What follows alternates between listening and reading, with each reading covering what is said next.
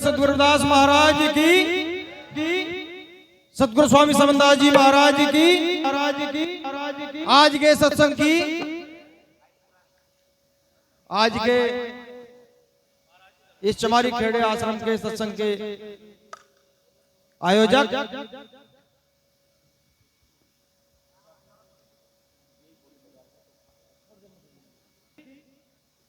पंजाब से चल कर आए। जालंधर जिले में दो डेरे हैं, एक सचखंड बल्ला और एक रायपुर रसूलपुर। चूंकि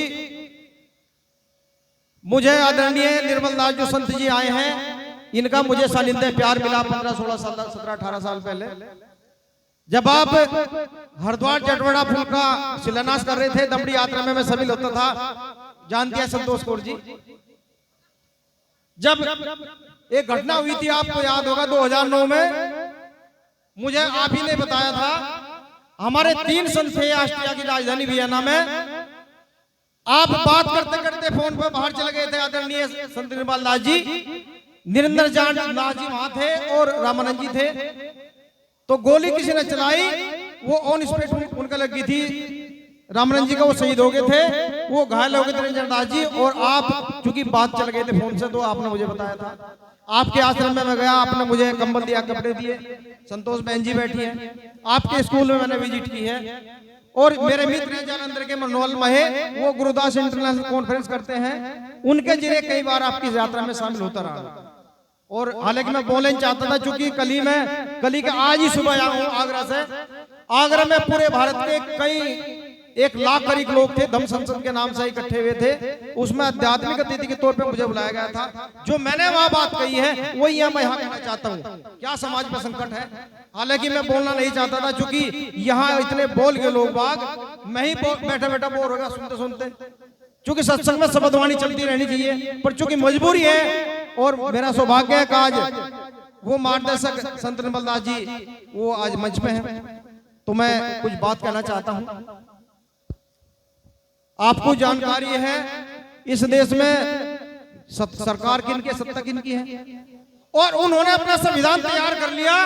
वही संविधान मनुवादी व्यवस्था का वो योग लगाना चाहते हैं, हमारा संविधान खत्म करना चाहते हैं। कुछ लोगों ने मुझे कहा, भाई हमारी सत्ता क्यों नहीं आ रही है, तो मैंने उसका जवाब दिया, क्योंकि मैं सदगुरु समनदास महाराज का शिष्य रहा और उनके जरिए मुझे एक चीज कुछ फलीभूत हुई है, और जिससे लोगों को लाभ मिल रहा है। क्या फलीभूत हुई वो भी बताऊंगा मैं। पहले तो मैं वो बात बताना चाहता हूं जो मैंने कल आगरा में कहा है। मैंने कहा, उन लोगों की सत्ता इस वजह से सत्ता में है, उनकी धार्मिक सत्ता स्थापित है। जब तक उनकी धार्मिक सत्ता है, तब तक उनकी राजनीतिक सत्ता स्थापित रहेगी। क्योंकि हमारे लोग बाबा साहब की सुविधाओं से जो अधिकारी कर्मचारी बन रहे हैं, जो मंत्री मुख्यमंत्री सांसद बन रहे हैं, वो बाबा साहब की वजह बन रहे हैं। जो मेरी बहन कह गई संतोष कौर जी, पर चढ़ावा वही दे रहे हैं। तो जब तक हम उनके धार्मिक गुलाम रहेंगे पोका पंथ के, तब तक हमारी आर्थिक सत्ता भी नहीं होगी, हम आर्थिक कमजोर रहेंगे। जब तक हम आर्थिक कमजोर रहेंगे, हम उनके धार्मिक गुलाम रहेंगे, तब तक हमारी सामाजिक एकता भी नहीं होगी। और मैं तो बार पूरे देश में चिल्ला चिल्ला के कह रहा हूँ, हमारे समाज के टुकड़े हो रहे हैं। कोई भगवान बुद्ध का नाम लेकर रविदास जी महाराज की आलोचना करता है, कोई रविदास महाराज का नाम लेकर भगवान बुद्ध की आलोचना करता है। मनवादियों के हजारों संगठन है, वो कोई शिव जी को मानता है, कोई राम को मानता है, कोई हनुमान को मानता है, कोई किसी को देवता को मानता है, पर हिंदुत्व के नाम पे सारे एक है। तो हम लोगों को, चाहे बुद्ध को मानते हो, चाहे रविदास जी महाराज को मानते हो, चाहे कबीर को मानते हो, चाहे संत गाड़े को मानते हो, हम लोगों को अपने संतों महापुरुषों के नाम पे आध्यात्मिक धार्मिक एकता स्थापित करनी पड़ेगी, तब हमारी सत्ता मिल सकती है। ये बात गलत है क्या? हम चिल्ला रहे हैं और वो लोग सत्ता में हैं। तो एक तो ये मैंने कल जो आगरा में की थी, वो कायदी है जो मुझे गुरु जी ने दिया, मैं बताना चाहूंगा।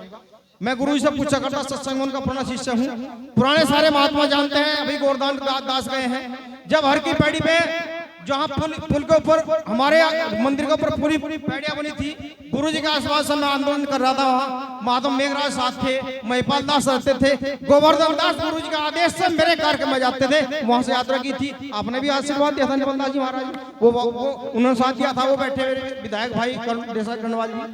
तो सारे महात्मा पुराने जानते हैं। मैं उनका शिष्य हूं समताजी महाराज का, मुझे क्या उपलब्ध हुआ बताना चाहता हूं। मैं उनसे पूछा करता था, गुरुजी ये तुम ये जो तुम्हें बज रहे हैं, गीत चल रहे हैं, मेरी समझ से परे हैं, इससे क्या कुछ मिल जाएगा? तुम मुझे कहते थे, अरे तू पढ़ा लिखा व्यक्ति है, इस मन को पकड़ ले। मगर जी कैसे पकड़ा जाएगा? तुम मुझे बताते थे। धीरे धीरे प्रैक्टिस की। वो कहते थे रविदास महाराज ने कहा है मन चंगा तो कठौती में गंगा। इसका वैसे नहीं कहते रविदास जी ने, क्यों कहा? रविदास जी महाराज कहते हैं जिस चंगा सब सुखी बैठे हैं संत जी पंजाब के, चंगा का मतलब होता है पवित्र शुद्ध निर्मल। जिस व्यक्ति का मन चंगा हो जाता है, निर्मल हो जाता है, उसे किसी गंगा नदी में नहाने की जरूरत नहीं, किसी कुंभ में नहाने की जरूरत नहीं है। अगर कुंभ में नहाने से कुछ मिलता, अगर गंगा नदी में नहाने से कुछ मिलता, तो कछुए मछली जैसे लाखों जीव रहते हैं, वो भगवान को मोक्ष को चले जाते।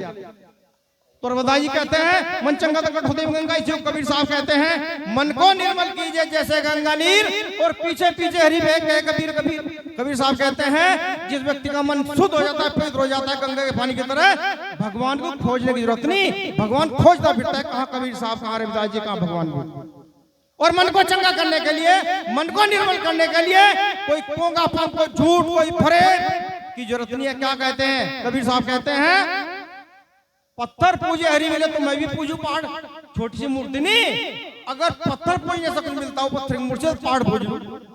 और क्या कहते हैं कबीर साहब? जो तिल माही तेल है, जो चकमेक में आग, तेरा साहिब तुझ में जाग सकते हो जाग। इसी बात को रविदास जी कहते हैं। रविदास जी क्या कहते हैं? चेतावनी देते, कहते हैं पंजाब के संत बैठे हैं, क्या कहते हैं रविदास जी?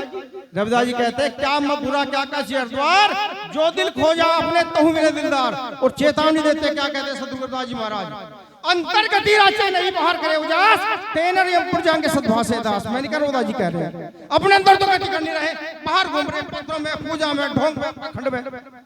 तो कहते हैं रविदास जी कहते हैं जो अपने अंदर गति नहीं कर रहा, अपने अंदर ही खोज रहा, वो मृत्यु को प्राप्त होगा, यम लोक को जाएगा, मरेगा, वो बचनेगा नहीं। मैं नहीं कह रहा हूँ, रविदास जी कहते हैं।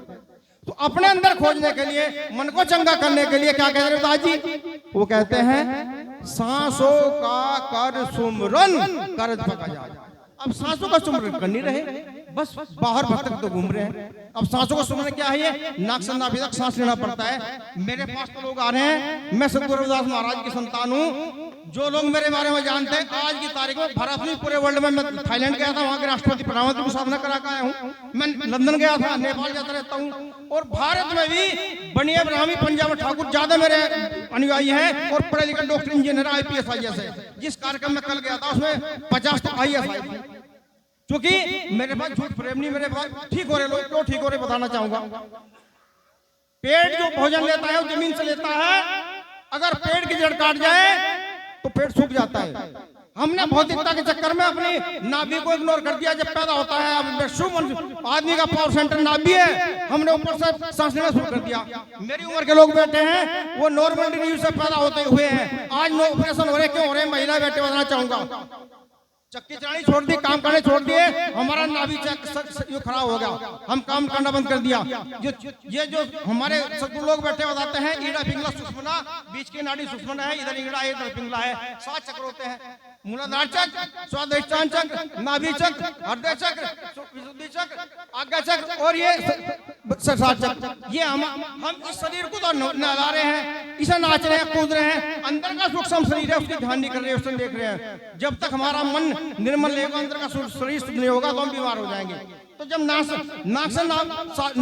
से नाभि तक सांसों का सुमरन करते हैं तो हमारी बीमारियां ठीक होने लगती है। मेरे पास मैं गुरु जी के चरणों में कह रहा हूँ, मेरे पास लोग बीमारी लेकर आते हैं, शुगर है, कैंसर है, हार्ट अटैक की बीमारी है। जब मैं साधना कराता हूँ उनकी रिपोर्ट नॉर्मल आनी शुरू हो जाती है। अगर आपने मेरी वीडियो पढ़ी है, यूट्यूब पर पढ़ी है, गूगल खत्म कर रहा हूँ, मैं नहीं बोलना चाहता।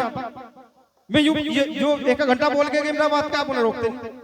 मेरी वीडियो पड़ी है मनचंगा साधना के नाम से, पूरे देश विदेश की, उसमें सारी में सिस्टम बताया है। जैसे हम सांसों पर मन लगाने लगते हैं तो हमारी बीमारी ठीक होने लगती है। और जब हमारा मन चंगा हो जाता है तो क्या कहा रविदास जी महाराज और बहन जी बता गई है, इन्होंने कहा है तो ही मोही मोही तो ही अंतर कैसा कनिक खटक दंजक जैसा। रविदास जी कहते हैं जिस व्यक्ति का मन चंगा हो जाता है, शुद्ध हो जाता है, पवित्र हो जाता है, इतना अंजार रह जाता है उस व्यक्ति में, साधक में, उस गुरु में, संत में, जितना जल में और जल की उठी तरंग में होता है। रविदास जी भगवान थे जैसे ब्रह्मा विष्णु महेश भगवान है, जैसे हजरत मोहम्मद खुदा है, जैसे ईसा मसीह ईसा है। तो कुछ लोग जो कहते हैं ना, बहन जी की भी मैंने इनका इन्होंने आवाज उठाई थी, कुछ लोग भक्त बताते हैं। रविदास जी भक्त नहीं थे, रविदास जी भगवान थे, सतगुरु थे। अब इसमें भी मैं फर्क बताना चाहता हूँ। एक तो होता है गुरु, जो दूसरे ज्ञान को बताते हैं, तो गुरु होते हैं, किताबें पढ़ के शास्त्रों पढ़ के।